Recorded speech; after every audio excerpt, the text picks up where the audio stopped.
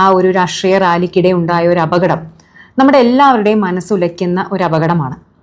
പക്ഷേ ഇങ്ങനെയുള്ള സമാനമായിട്ടുള്ള അപകടങ്ങൾ ഇതിനു മുമ്പും നമ്മൾ കണ്ടിട്ടുണ്ട്. ഇപ്പോൾ ബാംഗ്ലൂരിൽ RCBയുടെ ആഹ്ലാദ പ്രകടനത്തിനിടെ ഉണ്ടായ അപകടം, നമ്മുടെ സ്വന്തം കേരളത്തിലെ കുസാറ്റില് ഇതുപോലൊരു പരിപാടി സംഘടിപ്പിച്ചപ്പോൾ നമ്മൾ വിചാരിക്കാതെ ഉണ്ടായ അപകടം. അപ്പോൾ ഇതിനേക്കാൾ ഇത്രത്തോളം വലിയതല്ലെങ്കിലും ഇങ്ങനെയുള്ള സമാനമായിട്ടുള്ള അപകടങ്ങൾ ഇപ്പൊ റീസെന്റ് പാസ്റ്റിൽ തന്നെ നമ്മൾ ഒന്നിലധികം കണ്ടിട്ടുണ്ട്. ഞാൻ എന്തുകൊണ്ടാണ് ഇന്ന് ഇങ്ങനെ ഒരു വീഡിയോ ചെയ്യുന്നത് എന്ന് വെച്ച് കഴിഞ്ഞാൽ, ഇത്തരം അപകടം ഇനിയും സംഭവിക്കാനുള്ള സാധ്യതകൾ ഉണ്ട്. എവിടെയാണെന്ന് വെച്ചാൽ നമ്മുടെ സ്വന്തം കേരളത്തിൽ തന്നെ. അതെന്തുകൊണ്ടാണ് പറയുന്നത് എന്നുള്ളത് ഏകദേശം കുറച്ചു പേരെങ്കിലും ഊഹിച്ചിട്ടുണ്ടായിരിക്കും. മെസ്സി വരികയാണ് നമ്മുടെ കേരളത്തിലേക്ക്, അല്ലെ? അത് ഏകദേശം ഇപ്പോൾ ഒരു കൺഫർമേഷൻ സ്റ്റേജിൽ എത്തിക്കഴിഞ്ഞു എന്നാണ് ഞാൻ മനസ്സിലാക്കുന്നത്. ഊഹിക്കാവുന്നതേ ഉള്ളൂ എന്താണ് നമ്മുടെ നാട്ടിൽ അർജന്റീനയോടും ഫുട്ബോളിനോടും, പ്രത്യേകിച്ച് മലപ്പുറമൊക്കെ. ഞാൻ ഒരു പാലക്കാട്ടുകാരിയാണ്, ഞങ്ങളുടെ തൊട്ടപ്പുറത്തെ ജില്ലയാണ് മലപ്പുറം. അപ്പോൾ മലപ്പുറത്തുകാർക്കൊക്കെ എന്ന് പറഞ്ഞു കഴിഞ്ഞാൽ ഈ ഫുട്ബോൾ പറയുന്നത് ഒരു വികാരമാണ്. അപ്പോൾ അവിടെ നിന്നൊക്കെ എത്ര പേര് മെസ്സിനെ കാണാനും ആ അർജന്റീന ടീമിനെ കാണാനും വരും എന്നുള്ളത് നമുക്ക് ഊഹിക്കാൻ പോലും പറ്റാത്ത ആ ഒരു അവസ്ഥയിലായിരിക്കും. ഇപ്പോഴത്തെ ഒരു വാർത്തകൾ ഞാൻ ഫോളോ ചെയ്തപ്പോൾ മനസ്സിലാക്കിയത്, അവർക്കൊരു ഫാൻ ഷോ അല്ലെങ്കിൽ ഒരു ഫാൻസിന് എല്ലാവർക്കും കാണുന്നത് കംപ്ലീറ്റ് ഫ്രീ ആയിട്ടൊക്കെയാണ്. അതിന്റെ കൃത്യമായിട്ടുള്ള വിവരങ്ങൾ പുറത്തു വന്നിട്ടില്ല. പക്ഷെ എങ്കിൽ പോലും അങ്ങനെയുള്ള വാർത്തകളൊക്കെ ഞാനിങ്ങനെ ന്യൂസിൽ കണ്ടു. അപ്പോൾ പറഞ്ഞു വന്നത്, ഇങ്ങനെയുള്ള അപകടങ്ങൾ ഉണ്ടാവാനുള്ള സാധ്യതകൾ ഇനിയും നമ്മുടെ കൊച്ചു കേരളത്തിൽ കൂടിയുണ്ട്. അപ്പൊ അതുകൊണ്ട് ശ്രദ്ധിക്കേണ്ട കാര്യങ്ങൾ, ഒരു ദുരന്തം ഉണ്ടായതിനു ശേഷം നമ്മൾ ഇത്ര തിരക്ക് പ്രതീക്ഷിച്ചില്ല, നമ്മൾ അത് പ്രതീക്ഷിച്ചില്ല, ഇത് പ്രതീക്ഷിച്ചില്ല, അങ്ങനെ കുറെ കാര്യകാരണങ്ങൾ നിരത്തിയിട്ട് എന്താണ് കാര്യം? ആ മരിച്ച ഇപ്പൊ 40 പേര് മരിച്ചു പറഞ്ഞു, അതിൽ എത്ര കുട്ടികളുണ്ട് നമ്മൾ കണ്ടതല്ലേ. ഓരോ വിഷ്വൽസ് കാണുമ്പോഴേ നമുക്ക് ശ്വാസം വിടാൻ പറ്റുന്നില്ല. ഒരു അച്ഛൻ ഒരു കുഞ്ഞിന്റെ ഒരു 1.5-2 വയസ്സായിട്ടുണ്ടായിരിക്കും, ആ കുഞ്ഞിന്റെ മൃതദേഹം കയ്യിൽ ഏന്തിയിട്ട് ഒരു ആശുപത്രിയിൽ രാഷ്ട്രീയക്കാർക്ക് മുമ്പിൽ ഏങ്ങലടിച്ച് കരയുന്ന ഒരു കാഴ്ച നമുക്കതൊന്നും കണ്ടു നിൽക്കാൻ പറ്റുന്നില്ല. അപ്പൊ കുറെ പേരെ ഈ മാതാപിതാക്കളെ കുറ്റപ്പെടുത്തുന്നുണ്ട്. ശരിയാണ്, കുറ്റപ്പെടുത്താനാണെന്നുണ്ടെങ്കിൽ ഇതിൽ ആരെയൊക്കെ കുറ്റപ്പെടുത്തണം? ഇങ്ങനെ ഒരു നടൻ വരുന്നുണ്ട് എന്ന് പറഞ്ഞ് സ്ത്രീകളും കുട്ടികളും കൊണ്ടുവരാൻ പാടില്ല എന്ന് പറഞ്ഞിട്ടും ഈ കൈക്കുഞ്ഞുങ്ങളെ അടക്കം വിജയനെ കൊണ്ട് കുട്ടിക്ക് പേരിടിയിക്കാൻ വേണ്ടിയിട്ട് മാസമുള്ള ഒരു കുഞ്ഞിനെ കൊണ്ട് വന്ന ഒരു അച്ഛനെയൊക്കെ നമ്മൾ കണ്ടതാണ്. അപ്പോൾ അവിടുത്തെ ഒരു വികാരം അങ്ങനെയാണ്. അവർക്ക് അറിയാലോ, അവർക്ക് സിനിമാ നടന്മാരോടുള്ള ഒരു ആരാധന എന്ന് പറയുന്നത് നമ്മുടെ നാട്ടിനേക്കാളൊക്കെ കൂടുതലാണ്. അപ്പോൾ അത് ഓരോ പ്രദേശത്തേക്ക് വ്യത്യാസമാണ്. അപ്പോൾ നമുക്ക് വേണമെങ്കിൽ ഈ കാണാൻ വന്ന പാവം ജനങ്ങളെ കുറ്റം പറയാം, പോലീസിനെ കുറ്റം പറയാം, നിയമ സംവിധാനത്തിനെ കുറ്റം പറയാം, ഇപ്പോൾ ഭരിക്കുന്ന ഗവൺമെന്റിനെ കുറ്റം പറയാം, വിജയുടെ കുറ്റം പറയാം, വിജയുടെ പാർട്ടിയെ കുറ്റം പറയാം, ഇതിന് അനുമതി കൊടുത്ത നിയമ സംവിധാനങ്ങളെ കുറ്റം പറയാം. കുറ്റം പറയാനാണെങ്കിൽ നമുക്ക് അങ്ങോട്ടും ഇങ്ങോട്ടും ചെളി വാരി എറിയാൻ ആര് വേണമെങ്കിലും കുറ്റം പറയാം. പക്ഷേ ആഫ്റ്റർ ഓൾ ഈ 40 മരണങ്ങൾ ഉണ്ടാക്കി, അല്ലെങ്കിൽ ആ 40 വീടുകൾക്കാണ് ആഫ്റ്റർ ഓൾ നഷ്ടം സംഭവിച്ചിരിക്കുന്നത്. ഒരിക്കലും നികത്താൻ ഇപ്പം ഇനി എന്ത് നഷ്ടപരിഹാരം കൊടുത്താലും ഈ മക്കളെ നഷ്ടപ്പെട്ട അച്ഛനമ്മമാർക്ക്, അല്ലെങ്കിൽ അച്ഛനമ്മമാരെ നഷ്ടപ്പെട്ട മക്കൾക്ക്, അവരെയൊന്നും തിരികെ കൊടുക്കാൻ നമുക്ക് സാധിക്കില്ല. അപ്പോൾ നമുക്ക് പോയ ജീവനുകൾക്ക് പകരമല്ല എന്ത് കിട്ടുന്ന നഷ്ടപരിഹാരവും. അപ്പൊ അതുകൊണ്ട് തന്നെ ഇതൊക്കെ സംഭവിച്ചതിന് ശേഷം ഇങ്ങനെയൊക്കെ പല കാരണങ്ങളും പറഞ്ഞ് അങ്ങോട്ടും ഇങ്ങോട്ടും പഴിചാരിയിട്ടൊന്നും കാര്യമില്ല. അപ്പോൾ അത് ഇരിക്കാതിരിക്കാനുള്ള കാര്യങ്ങളാണ് നമ്മൾ ചെയ്യേണ്ടത്. അപ്പോൾ അതുകൊണ്ട് തന്നെ ഇപ്പൊ നമ്മുടെ കേരളത്തിൽ ഇങ്ങനെ ഒരു സമാനമായിട്ടുള്ള ഒരു വലിയ ആൾക്കൂട്ടത്തിനെ നമ്മൾ എക്സ്പെക്ട് ചെയ്യുന്നത് ഇനി മെസ്സി വരുമ്പോഴാണ്. സോ ബേസിക് ആയിട്ടുള്ള എത്ര പേർ വരും എന്നുള്ള കൃത്യമായിട്ടുള്ള ബോധ്യം വേണം. ഇവർ പറയുന്നു 10,000 പേരെ പ്രതീക്ഷിച്ചിട്ട് 1,00,000-ലധികം ആളുകൾ വന്നു എന്ന്. എങ്ങനെയാണ് അതൊക്കെ ഒരു ന്യായീകരിക്കാൻ പറ്റുക? സോ അതുകൊണ്ട് ഇനി എത്രത്തോളം, പ്രത്യേകിച്ച് ഇപ്പോൾ ഒരു ടിക്കറ്റ് വെച്ചിട്ടുള്ള ഷോ ഒക്കെ ആണെന്നുണ്ടെങ്കിൽ ഇപ്പൊ നമുക്ക് വിറ്റുപോയ ടിക്കറ്റിന്റെ എണ്ണം അനുസരിച്ച് നമുക്ക് വരുന്ന ആളുകളെ ഏകദേശം ഊഹിക്കാൻ പറ്റും. പക്ഷേ ഫ്രീ ആയിട്ടുള്ള ഇപ്പൊ ഇതുപോലെയുള്ള റോഡ് ഷോകൾ, റോഡ് റാലികളൊക്കെ ആകുമ്പോൾ നമുക്ക് ആളുകൾ എത്ര വരും എന്നുള്ളതിന്റെ ഒരു ഐഡിയ കിട്ടാൻ ബുദ്ധിമുട്ടാണ്. പക്ഷെ കിട്ടണം.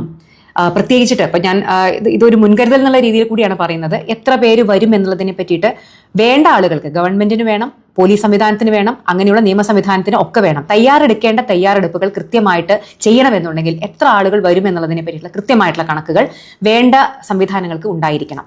രണ്ടാമത്തേത്, അവർക്ക് വേണ്ട അടിസ്ഥാന സൗകര്യങ്ങൾ. ഇവിടെ ആളുകൾ ഉച്ചയ്ക്ക് മുതൽ രാത്രി 7:30 മണിക്കേറ്റാണ് അദ്ദേഹം വരുന്നത്. 6 മണിക്കൂർ ഡിലേ ആയി പറയുന്നു. ഡെഫിനറ്റ്ലി അവിടെ ഭയങ്കര ചൂടാണിപ്പോ. ആളുകൾ ഡീഹൈഡ്രേറ്റഡ് ആയി, വെള്ളമില്ല, അവർക്ക് വേണ്ട അടിസ്ഥാന സൗകര്യങ്ങൾ, കുടിവെള്ളം പോലും ഇല്ല എന്ന് പറയുന്നു. അപ്പോൾ അങ്ങനെ ഒരു സന്ദർഭത്തിൽ ആളുകൾ കുഴഞ്ഞു വീഴാൻ തുടങ്ങി. അത് എവിടെ വേണമെങ്കിൽ സംഭവിക്കാവുന്ന കാര്യമാണ്. അപ്പോൾ ഇങ്ങനെയുള്ള ആൾക്കൂട്ടങ്ങൾ വരാൻ സാധ്യതയുള്ള സ്ഥലങ്ങളിൽ വേണ്ട അടിസ്ഥാന സൗകര്യങ്ങൾ, കുടിവെള്ളമെങ്കിലും കൃത്യമായി എത്തിക്കാനുള്ള സൗകര്യം ഉണ്ടായിരിക്കണം. മൂന്നാമത്തേത് എന്ന് പറയുന്നത്, വൾണറബിൾ ആയിട്ടുള്ള അല്ലെങ്കിൽ ഹൈ റിസ്ക് ഉള്ള വൃദ്ധരായിട്ടുള്ള ആളുകൾ, കുട്ടികൾ, ഗർഭിണികളായിട്ടുള്ള സ്ത്രീകൾ, അങ്ങനെയുള്ള വൾണറബിൾ ആയിട്ടുള്ള ആളുകളെ ഒരു കാരണവശാലും ഇങ്ങനെയുള്ള ഒരു ക്രൗഡിലേക്ക് കടത്തിവിടരുത്. അങ്ങനെയുള്ള ആളുകൾ സ്വമേധയാ വരാതെ ഇരിക്കാൻ പ്രത്യേകം ശ്രദ്ധിക്കണം. ഒരിക്കലും നിങ്ങൾ ഈ കുഞ്ഞുങ്ങളുമായിട്ട് വരരുത്. കാരണം ഏറ്റവും കൂടുതൽ അപകട സാധ്യത, വീണു പോകാനുള്ള സാധ്യത, അവർക്ക് ഉയരം കുറവാണ്, നമ്മുടെ കയ്യിൽ നിന്ന് വീണു പോകാനുള്ള അല്ലെങ്കിൽ സ്വയം വീണു പോകാനുള്ള സാധ്യത അവരുടെ മേത്ത് അറിയാലോ. ഒരു സ്റ്റാമ്പീഡ് എന്ന് പറഞ്ഞു കഴിഞ്ഞാൽ അത് ഒരാൾ വീണാൽ മതി. ഒരാൾ തെന്നി വീണ അല്ലെങ്കിൽ തട്ടിത്തടഞ്ഞ് വീണ് കഴിഞ്ഞാൽ അതിന് പുറമെ അയാളെ തട്ടി അയാളുടെ പുറമേക്ക് ആളുകൾ വീണുകൊണ്ടേയിരിക്കും. ഈ വീണുകൊണ്ടിരിക്കുന്ന ആളുകളുടെ പുറത്തു കൂടെ ചവിട്ടിയ ആളുകൾ, അങ്ങനെയാണ് സ്റ്റാമ്പീഡ് സംഭവിക്കുന്നത്. പലപ്പോഴും ഈ പറയുന്ന ഒരു ഹൈ വെയിറ്റ്, ഇപ്പൊ നമ്മൾ വീണുപോയ നമ്മുടെ പുറത്തു കൂടെ നൂറുകണക്കിന് ആളുകൾ അങ്ങ് ഓടിപ്പോയി കഴിഞ്ഞാൽ എന്തായിരിക്കും അവസ്ഥ? അപ്പോൾ അധികം മരണങ്ങൾ സംഭവിക്കുന്നത് ഇങ്ങനെ നെഞ്ചും കൂട് തകർന്നിട്ടും നമ്മുടെ ഈ പറയുന്ന വാരിയെല്ലുകൾ ഹൃദയത്തിലും ശ്വാസകോശത്തിലും ലിവറിലും ഒക്കെ കുത്തിക്കയറിയിട്ടും ഒക്കെയാണ്. മനസ്സിലായോ? അങ്ങനെയാണ് സ്റ്റാമ്പീഡിൽ നോർമലി മരണങ്ങൾ സംഭവിക്കുന്നത്. സോ കുട്ടികളെ ഒരിക്കലും, കാരണം ഇങ്ങനെയുള്ള ആളുകൾ ഹൈ റിസ്ക് ആണ്, അവർ വീഴാനുള്ള സാധ്യതകൾ കൂടുതലാണ്. അങ്ങനെയുള്ള ഹൈ റിസ്ക് ആയിട്ടുള്ള ആളുകളെ കൊണ്ടുവരാതിരിക്കുക. നാലാമത്തേത്, ഒരു അപകടം ഉണ്ടായി കഴിഞ്ഞു കഴിഞ്ഞാൽ എമർജൻസി ആയിട്ട് മെഡിക്കൽ സംവിധാനങ്ങൾ, ആംബുലൻസുകൾ, വേണ്ട മെഡിക്കൽ സൗകര്യങ്ങൾ, ഇതെല്ലാം കൃത്യമായിട്ട് അങ്ങോട്ട് എത്താനുള്ള ഒരു കാലതാമസവും കൂടാതെ, ഇവിടെ അതും പ്രശ്നമായിട്ട് കണ്ടു. ഒരു ആംബുലൻസ് വരാൻ തന്നെ എത്രത്തോളം ബുദ്ധിമുട്ടിയാണ് ആ ആംബുലൻസ് ഉള്ളിലേക്ക് വന്നത് എന്നുള്ളത്. അപ്പോൾ നമുക്ക് ഊഹിക്കാവുന്നതേ ഉള്ളൂ, ഇത്രയും ആയിരക്കണക്കിന് ആളുകളൊക്കെ ഇഞ്ചേർഡ് ആയ സമയത്ത് എങ്ങനെയാണ് ഇവരൊക്കെ ആശുപത്രിയിൽ എത്തിച്ചിട്ടുണ്ടാവുക. സോ കൃത്യമായിട്ടുള്ള മെഡിക്കൽ സംവിധാനങ്ങളുടെ മുന്നൊരുക്കം, ആംബുലൻസുകൾ, വേണ്ട ആരോഗ്യ പ്രവർത്തകർ. ഇനി അങ്ങനെ ഒരു പ്രശ്നം ഉണ്ടായിക്കഴിഞ്ഞാൽ എവിടേക്കൊക്കെയാണ് നമ്മൾ കൊണ്ടുപോകാൻ, ഏതൊക്കെ ആശുപത്രികളിലേക്കാണ് കൊണ്ടുപോകാൻ നമ്മൾ വിചാരിക്കുന്നത്, ഇതൊക്കെ കംപ്ലീറ്റ്ലി പ്രീ പ്ലാൻഡ് ആയിരിക്കണം. അല്ലാതെ ഒരു അപകടം വരുമ്പോഴല്ല അടുത്തുള്ള ആശുപത്രികൾ നമ്മൾ തേടിപ്പോവേണ്ടത്. സോ ഇതെല്ലാം ചെയ്യേണ്ടത് പൊതുജനങ്ങളല്ല, ഈ പൊതുജനങ്ങളെ ഇങ്ങനെയുള്ള പരിപാടികളിലേക്ക് എത്തിക്കാൻ വിളിക്കുന്ന അല്ലെങ്കിൽ അങ്ങോട്ട് സ്വാഗതം ചെയ്യുന്ന നമ്മുടെ സംവിധാനങ്ങൾ തന്നെയാണ്. അപ്പോൾ മെസ്സി വരുന്നതൊക്കെ സന്തോഷമാണ്. ഫുട്ബോൾ ആരാധകർക്ക്, അർജന്റീന ആരാധകർക്ക് എല്ലാവർക്കും നമുക്ക് ഒരിക്കലും അർജന്റീനയിലോ അല്ലെങ്കിൽ അബ്രോഡൊക്കെ പോയിട്ട് മെസ്സിയെ കാണാൻ സാധിക്കില്ല. സോ ഇത് പലർക്കും ഒരു ജീവിത അഭിലാഷമായിരിക്കും. അപ്പൊ അതുകൊണ്ട് തന്നെ അത്രയും ഫുട്ബോൾ പ്രേമികർ അങ്ങോട്ട് വരാനുള്ള സാധ്യതകളുണ്ട്. അപ്പോൾ അതൊക്കെ നല്ല കാര്യമാണ്. എത്ര വലിയ റാലികളും എത്ര വലിയ ആഹ്ലാദ പ്രകടനങ്ങളും എല്ലാം നമുക്ക് സംഘടിപ്പിക്കാം. കൃത്യമായ മുന്നൊരുക്കം വേണം. അല്ലാതെ ഇതെല്ലാം ബാൻ ചെയ്യുകയോ റദ്ദ് ചെയ്യുകയോ എന്നല്ല അതിനുള്ള മാർഗം. ഇതൊക്കെ മനുഷ്യന്റെ എന്റർടൈൻമെന്റിനും കാര്യങ്ങൾക്കൊക്കെ അത്യാവശ്യമാണ്.